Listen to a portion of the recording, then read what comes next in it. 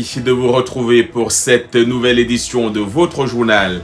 Dans l'actualité, ce soir, en RDC, le procès de Vital Kamerhe a été reporté au 25 mai. Le directeur de cabinet de Félix Tshisekedi est accusé du détournement de plus de 50 millions de dollars. Dans ce journal, nous parlerons également du Covid-19. Nous irons à Douala au Cameroun faire la connaissance du docteur Dominique Ndjomo, médecin de première ligne dans la lutte contre la pandémie. Le Covid-19 qui frappe également à la Maison-Blanche ici aux États-Unis. 3 hauts responsables de la santé dont le docteur Anthony Fauci se sont mis en quarantaine après l'infection de 2 employés.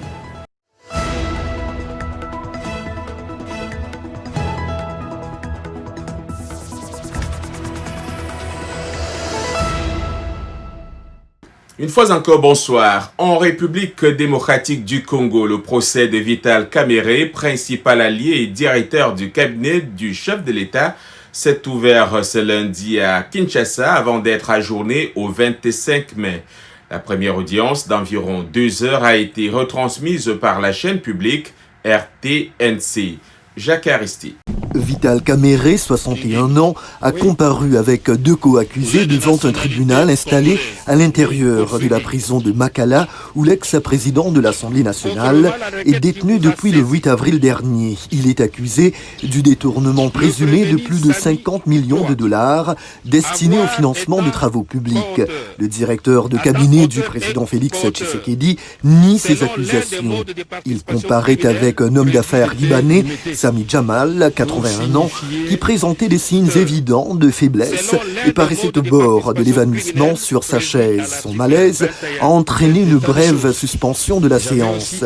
Le 3e prévenu est un autre membre du cabinet de la présidence de la République, Jeannot Mouima, conseiller en charge de l'import-export. Aucun autre média, hormis la radio-télévision nationale du Congo, n'a été admis pour couvrir le procès. Les prévenus, les juges et les avocats portaient des masques qu'ils retiraient pour prendre la parole. Le nouveau coronavirus a franchi la barre des 1000 cas en RDC pour 41 décès en date de ce lundi, avec un important foyer de contagion dans une prison militaire de la capitale. Au Mali, les députés de la 6e législature ont été convoqués en session extraordinaire ce lundi 11 mai 2020. L'un des points prévus dans l'agenda des élus est l'élection du président de la nouvelle Assemblée nationale.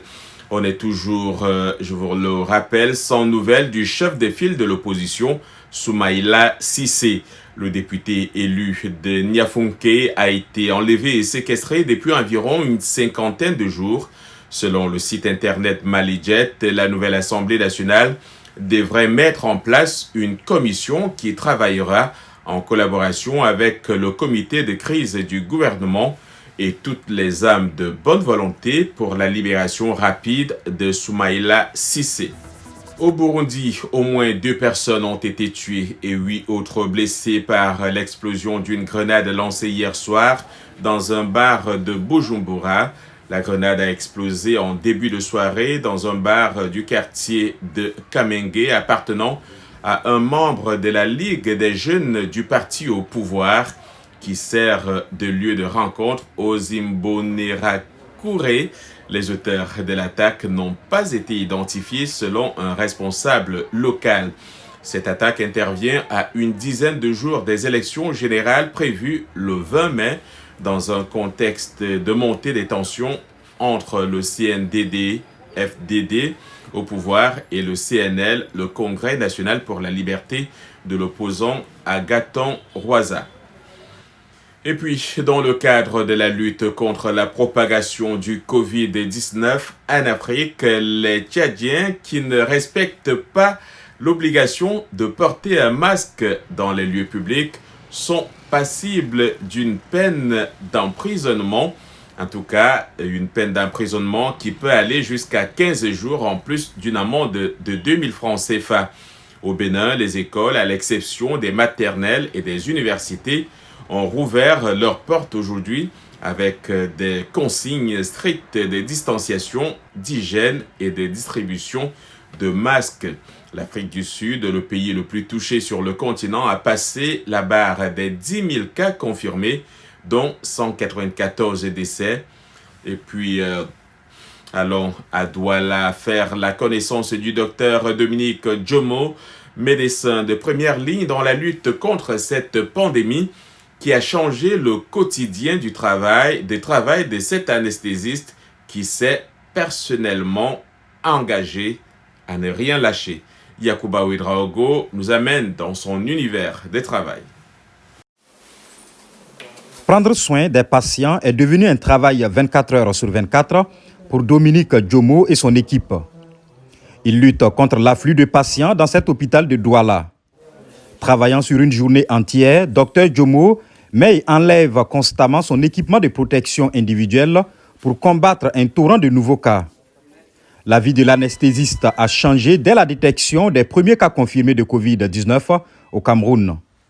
Je voudrais personnellement apporter ma part de contribution, qu'à la fin de cette épidémie, que je puisse être satisfait de moi-même, avoir le sentiment que j'ai tout donné et que je n'ai pas lésiné sur mes propres moyens. La situation en Afrique est encore beaucoup plus calme que ce qui se passe aux États-Unis et en Europe. Mais en Afrique subsaharienne, les établissements de santé sont moins préparés à une pandémie et aux patients nécessitant des soins avancés à l'hôpital. C'est tout un autre mode. Ce n'est pas les prises en charge habituelles. Il y a beaucoup plus de précautions à prendre. Pour chaque geste, on doit prendre beaucoup plus de temps pour faire des soins, le temps de s'habiller convenablement, de désinfecter, ainsi de suite. C'est la principale difficulté, mais on s'adapte. Ça veut dire qu'avec le temps qui passe, avec les jours qui passent, on s'améliore. Les 12 lits de la salle de réanimation sont constamment occupés par des patients, mais Dr Dominique Djomo s'est engagé à ne jamais refuser un patient. Bon, tout le monde peut être malade. Je peux me retrouver à l'hôpital et je vois venir un ami. Je ne vais pas lui tourner le dos. Je vais m'occuper de lui. Donc, chaque métier a son risque et bon, on le fait en prenant des précautions. Sa propre famille et ses amis craignent qu'il ne soit infecté. Plus de 20 agents ont été infectés au Cameroun et un haut responsable de la santé a déclaré qu'au moins 2 médecins sont décédés du Covid-19. Et puis, les musulmans affrontent le jeûne du Ramadan cette année comme jamais auparavant. Cette période du calendrier islamique est généralement marquée par la réunion des familles, le partage des prières, puis les fêtes après avoir rompu le jeûne. Mais cette année, le mois le plus saint pour les musulmans est marqué par des changements dans leur quotidien.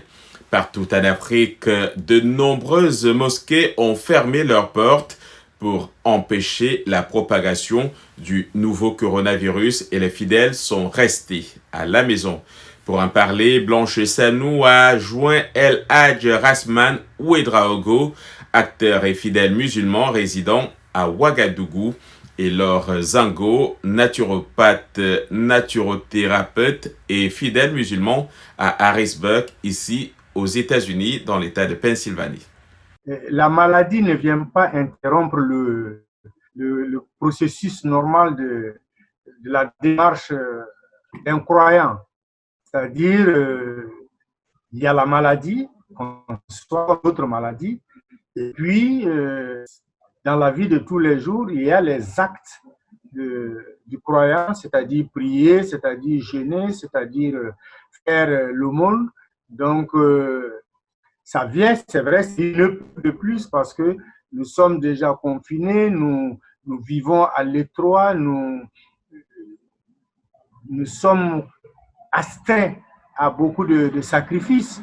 Bon, c'est bien, ça rend un peu difficile le problème. Sinon, ne pas boire du matin au soir, bon, on est habitué, c'est pas la maladie qui est venue pour compliquer la soif. Mais maintenant, la maladie est venue compliquer un peu la capacité financière. Parce que le fait d'être confiné nous oblige à faire, par exemple, des stocks Or, dans notre vie de tous les jours, nous ne sommes pas habitués à faire des stockages, par exemple d'aliments, à faire des stockages d'eau. Ceci étant, ça ne démotive pas par rapport à la religion, ça ne démotive pas par rapport aux actes que l'on doit accomplir dans le cadre de la religion. Le plus gros changement est le fait qu'on ne puisse pas se rendre à la mosquée les vendredis, se rendre à la mosquée les soirs pour faire la prière du nafla, donc après la prière du maghrib. C'est la plus grosse difficulté. Et la plus grande difficulté pour moi serait le fait de ne pas pouvoir faire les 10 dernières nuits à la mosquée. Et ce sera à partir de la semaine prochaine.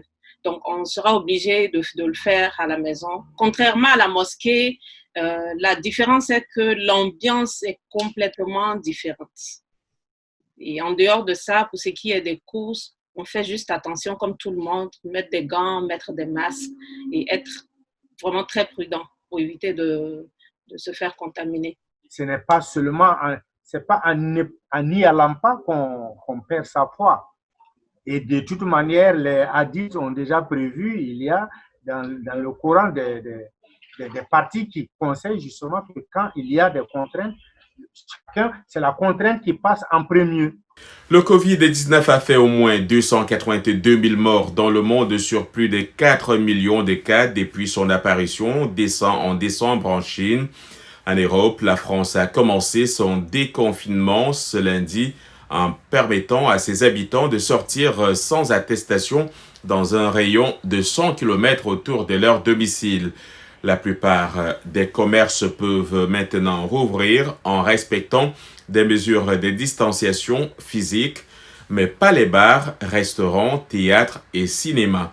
Le Royaume-Uni a prolongé son confinement au moins jusqu'au 1er juin. La province du Hubei, berceau de la pandémie, a détecté 5 nouveaux cas de contamination ce lundi.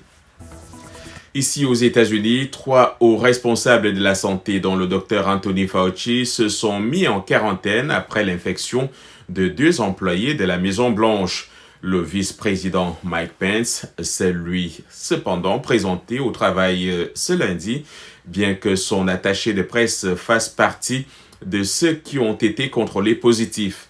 Le valet personnel du président Donald Trump et l'assistante personnelle d'Ivanka Trump ont récemment été déclarés positifs au COVID-19. Le nombre de personnes mortes de suite de cette pandémie aux États-Unis s'élève à plus de 80 500 et une nouvelle étude prévoit désormais qu'avant la fin du mois d'août 2020, ce chiffre pourrait atteindre 137 000. Entre-temps, plusieurs gouverneurs continuent de lever les mesures de confinement. Une intervention du président Donald Trump sur la question était attendue cet après-midi, ici même à Washington. Malgré la levée progressive des restrictions nationales prises contre le nouveau coronavirus, aucun pays ne s'aventure encore à prédire une reprise prochaine des voyages internationaux. Lors d'une conférence de presse le 13 avril 2020, le président Donald Trump a maintenu la fermeture des frontières entre les États-Unis et l'Europe, entre autres. Cette interdiction de voyager sera effective jusqu'à ce que les pays européens se rétablissent, avait-il déclaré. Une mesure prise le 13 mars dernier alors que plusieurs ressortissants africains étaient déjà présents dans le pays. Conséquence, des délais de séjour expirés et une incertitude quant à leur rapatriement vers leur pays d'origine où la plupart des frontières sont également fermées.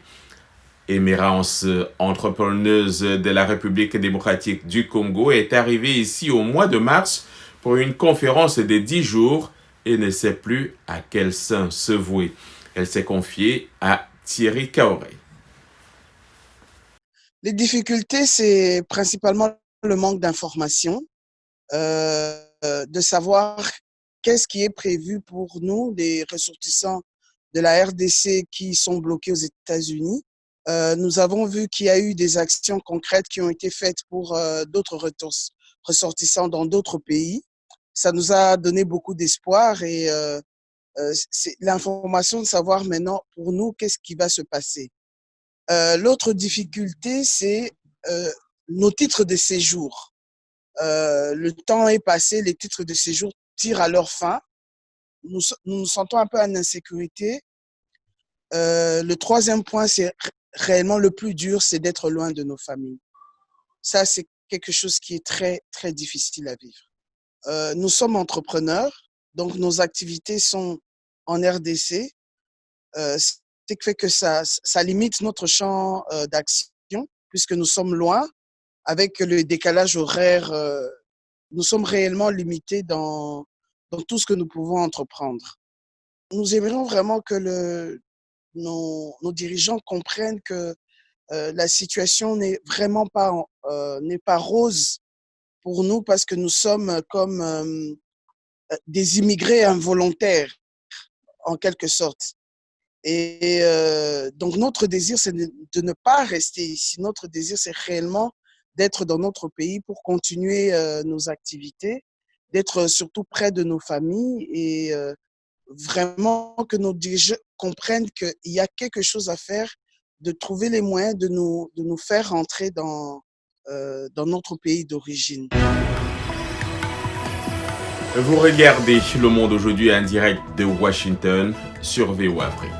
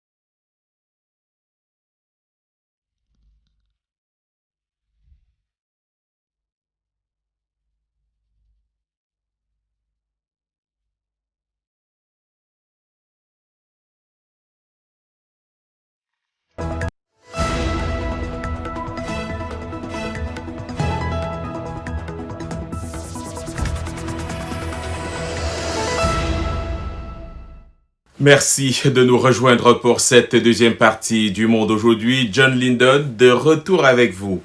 Et nous ouvrons cette deuxième partie par notre segment consacré à la technologie.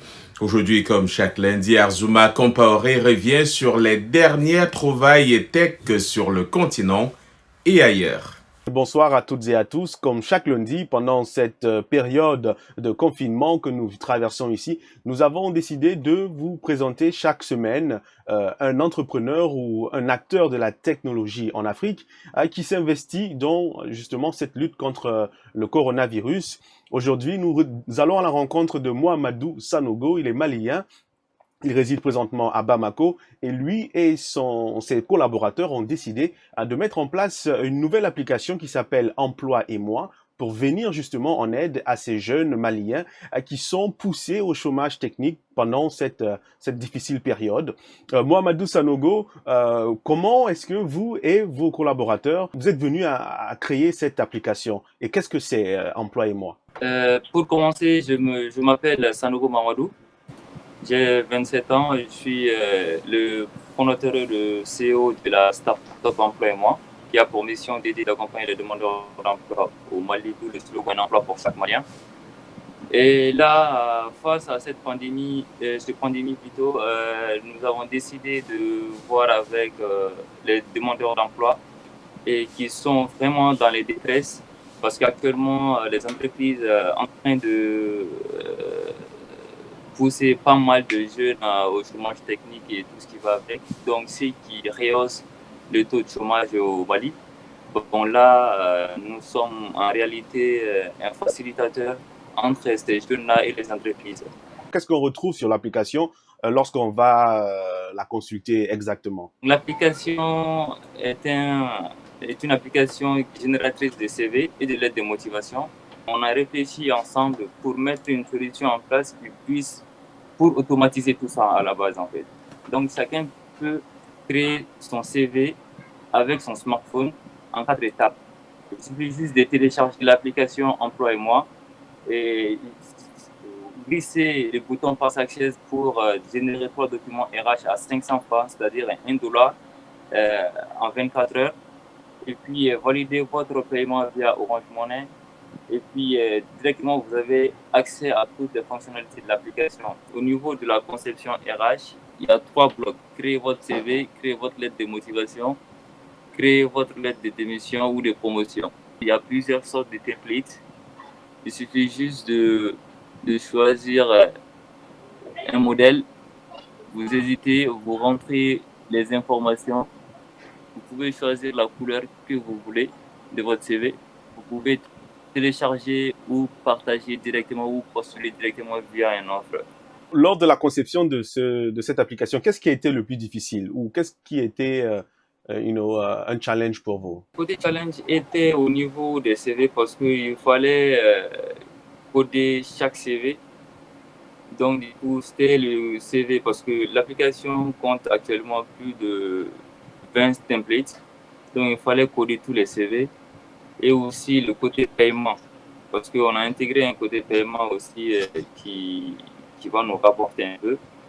Parce qu'en temps réel, faire un CV actuellement au Mali varie dans les 10 000, 15 000 francs et tout ça. Donc nous, on a défié toute la concurrence et tout en ramenant ça à 500 francs.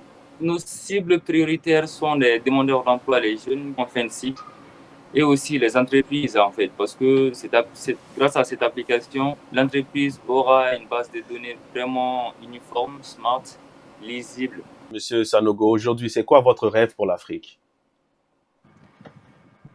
Mon rêve pour l'Afrique actuellement, c'est-à-dire c'est de réduire le taux de chômage en fait. Et que la majeure partie des Africains puissent rester en Afrique, construire l'Afrique. En fait, les Africains ont des idées, les Africains ont des projets à la base. Mais c'est le fonds qui manque les moyens à la base. En fait. Donc, c'est ça à la base. En tout cas, on vous souhaite beaucoup de courage. Et puis, quant à nous, on vous dit au revoir et à la semaine prochaine pour encore plus d'informations sur le monde de la tech en Afrique et partout ailleurs dans le monde. Pour tenir le coup face aux effets du Covid-19, l'argent reste plus que jamais le nerf de la guerre. Au Sénégal, les difficultés économiques engendrées par la pandémie affectent durement certaines familles qui dépendent de l'argent de leurs proches vivant à l'étranger. Dans ce pays d'Afrique de l'Ouest qui compte environ 3 millions d'émigrés, les transferts d'argent en provenance de la diaspora se font rares et les effets commencent à se faire ressentir. Voyons cela dans ce reportage relaté par Mohamedou Oumfa. Cela va bientôt faire 3 mois que Tidiane Conté, père de famille dakarois de 56 ans, n'a rien reçu de son frère vivant en Espagne. Il fait partie de ces Sénégalais qui comptent sur l'argent de la diaspora pour vivre. En février dernier, il avait reçu 422 €, près de 5 fois le salaire minimum au Sénégal. Désormais privé de ces transferts, Tidiane est inquiet. C'est lui qui nous approvisionne quoi, même le quotidien. L'eau, c'est lui. L'électricité, c'est lui. La scolarité des enfants, c'est lui. Bon, maintenant, même quand les enfants tombent malades, c'est lui auquel on téléphone et c'est pour aller amener les enfants, leur faire des soins. Mais maintenant, tout cela est bloqué. Le frère de Tidiane, qui travaille dans une plantation à Saragosse en Espagne, est lui-même victime d'une baisse d'activité causée par la pandémie du Covid-19.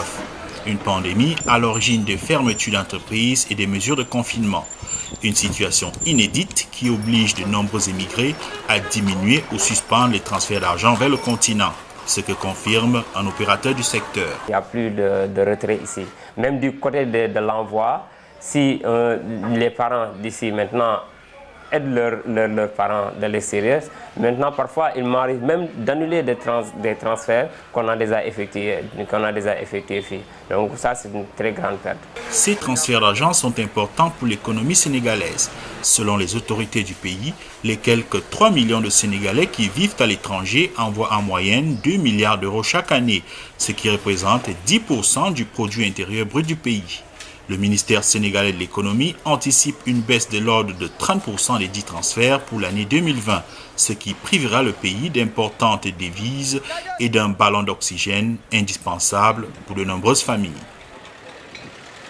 Direction l'Afrique du Sud pour parler non pas d'argent mais de nourriture.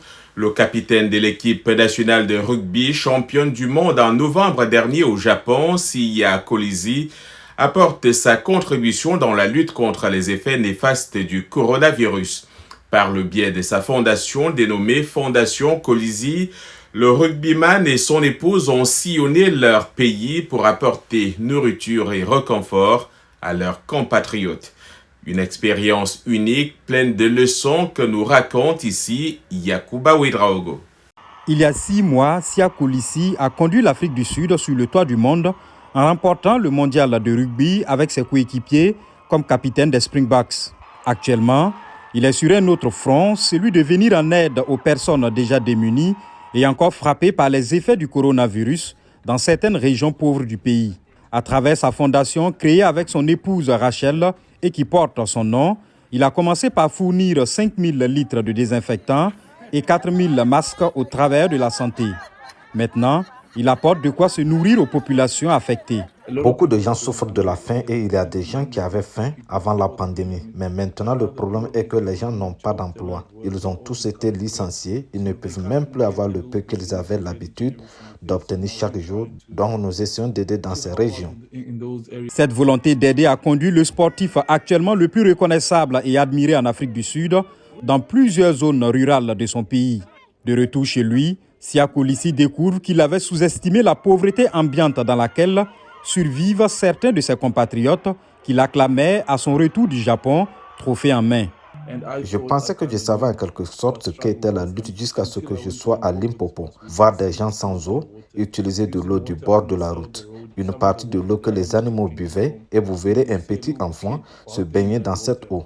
Et oui, c'est vraiment pénible de voir des trucs comme ça et ça m'a fait donner plus de motivation pour continuer. Kolisi a alors étendu son aide à d'autres couches sociales avec la ferme volonté de toucher le maximum de personnes vulnérables.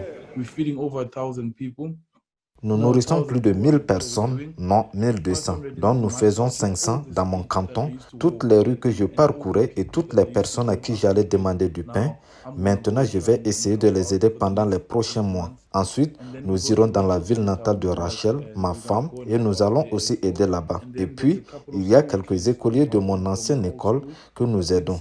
Je pense que ça vaut 85 familles. Il y a une que nous aidons aussi. Sonné par la misère déjà existante de ses admirateurs et davantage révélée par cette crise de coronavirus, le capitaine des Springboks retient tout de même quelque chose de positif de cette crise sanitaire. La seule chose que j'ai retenue de cette pandémie est l'unité dont font preuve les Sud-Africains. Vous voyez des marques qui normalement rivaliseraient, mais elles travaillent maintenant ensemble. Elles me répondent, cela n'a pas d'importance. Tout ce que nous voulons faire est de nous assurer que les gens sont nourris. Et c'est la chose la plus importante. C'est ce que j'ai aimé dans cette période. Un élan de solidarité que Siya Kolisi a déjà vécu lors de ses grands sacres en club ou en équipe nationale. Et c'est la fin de ce journal. Merci pour votre fidélité à VOA Afrique. Portez-vous bien, protégez-vous et passez une excellente soirée.